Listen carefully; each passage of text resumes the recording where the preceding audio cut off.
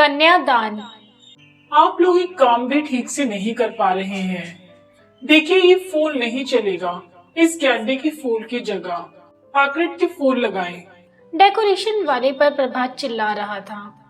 वो नहीं चाहता था कि उसकी बहन की शादी में कुछ भी कमी बाकी रह जाए। एक एक काम वो अपनी निगरानी में पूरा करवा रहा था। प्रभात माही का छोटा चचेरा भाई शादी का पूरा इंतजाम खुद ही देख रहा था, ताकि माही दीदू की शादी में कोई भी कमी ना रह जाए। माही भी प्रभात को बहुत प्यार करती थी। ऐसा कभी नहीं लगा कि वह दोनों सगे भाई बहन ना हो। माही भी शादी की तैयारियों में व्यस्त थी। तभी दूसरे कमरे से माही की माँ सरला जी की आवाज आई। माही बेटा, जरा इधर तो आना, तेरे पिताजी बुला रहे हैं।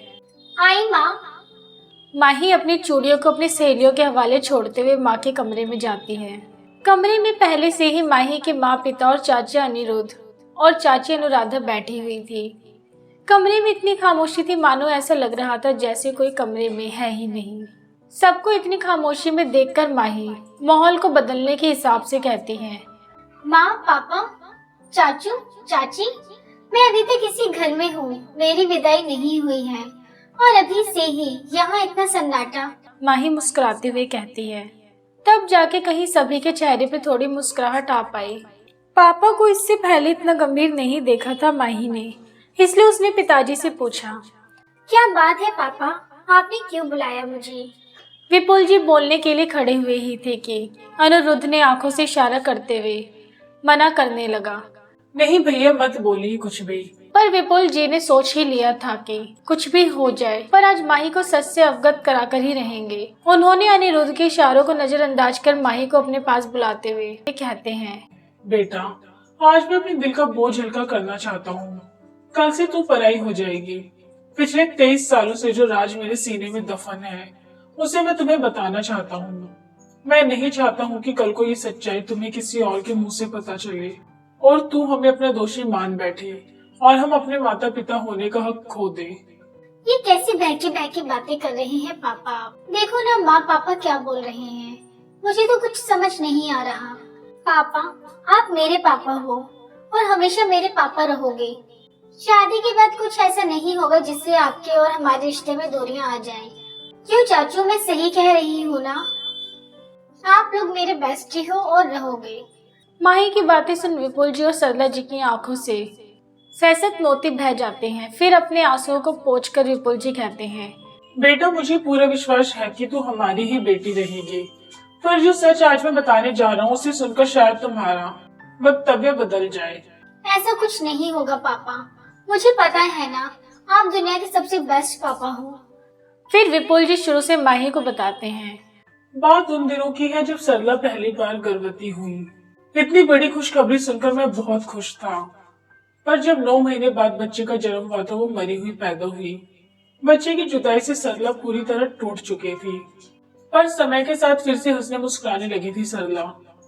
फिर 2 साल बाद फिर से पता चला कि सरला माँ बनने वाली है, तो मेरी खुशी का कोई ठिकाना नहीं रहा। मैंने पूरा ध्यान रखा तेरी माँ का पूरे 9 महीने। पर जब डिलीवरी हुई तो फिर से वही हुआ, बच्चा कोख में ही मर गया था। अब हम दोनों पूरी तरह से टूटकर बिखर चुके थे। बच्चे की किलकारी सुनने के लिए हमारे कान तरस रहे थे, पर यह सुख शायद हमारी किस्मत में लिखा ही नहीं था। हम निराशा के दलदल में धंसते जा रहे थे। हमने तो उम्मीद भी छोड़ दी थी। पता नहीं क्यों भगवान हमारी झोली में बच्चे को देकर छीन क्यों लेते थे। दूसरी बार ऐसा होने से डॉक्टर ने भी अपने हाथ पीछे खींच लिए। उन्होंने साफ साफ मना कर दिया कि अब आप बच्चे को जन्म नहीं दे सकते, क्योंकि सरला के खून में कुछ दिक्कत थी जिसकी वजह से सरला के कोख में ही बच्चे की मौत हो जाती है। सरला इसी शौक से अक्सर बीमार रहने लगी। उसके अंदर जीने की सारी इच्छाएं जैसे मर चुकी थी। सरला की ये हालत तेरी चाची और चाचू को देखी नहीं गई। उस समय तेरी चाची पहली बार गर्भ से थी। अनुराधा और अनिरुद्ध ने हमसे यह वादा किया कि हमारा पहला बच्चा बेटा हो या बेटे, उस पर सिर्फ आप दोनों का ही अधिकार रहेगा। अनुराधा बच्चे को जन्म देते ही भाभी की गोद में अपना बच्चा दे गई और आप दोनों ही उसके माता पिता होंगे। अनिरुद्ध और अनुराधा ने जैसा कहा ठीक वैसा ही किया।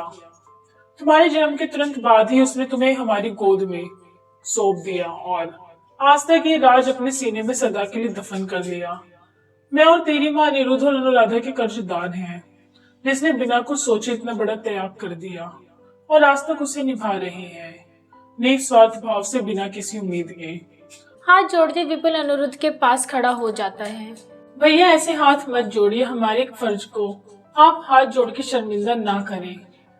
हमने तो वही किया जो एक माँ को दूसरी माँ के लिए करना चाहिए था।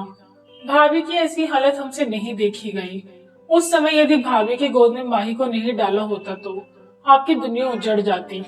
भाभी तो कब का अपना शरीर त्याग चुकी होती और ऐसे भी कहाँ माही हम लोगों से दूर थी, इसी घर में ही तो थी हमारी नजरों के सामने।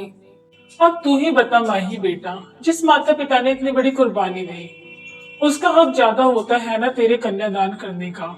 मैं और सरला तो तेरे पालनहार है, जन्मदाता तो ये दोनों हैं, तेरे असली माता पिता। ऐसा कहते कहते विपुल जी की आंखें फिर से भर आई। साथ में सरला जी भी गमगीन हो गई। सबकी तरफ निगाहें घुमा के माही देखती और कहती है, पापा, माँ, आप लोगों ने इतने साल क्यों छुपाए रखा इस राज को? अगर मुझे बता भी देते तो क्या होता?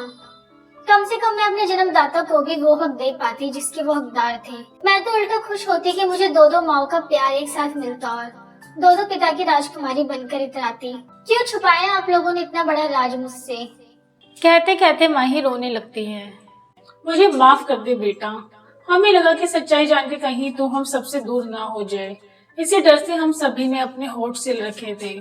अब जल्दी से हंस दे हमारी लाडो। पापा, माँ, मैं तो खुशकिस्मत हूँ जिसे दो दो माओ का प्यार नसीब हुआ और दो दो पिता का प्यार। मेरा कन्यादान तो मेरी दोनों माएं ही करेंगी, एक नए आगाज के साथ, बिना किसी डर के। मैं मिलाऊंगी दुनिया को अपने पालनहर्ता और जन्मदाता से। मेरी नजर में चाचू और चाची की इज्जत और कई गुना बढ़ गई है। अब से मैं चाचू और चाची को छोटे पापा और छोटी माँ बुलाया करूंगी।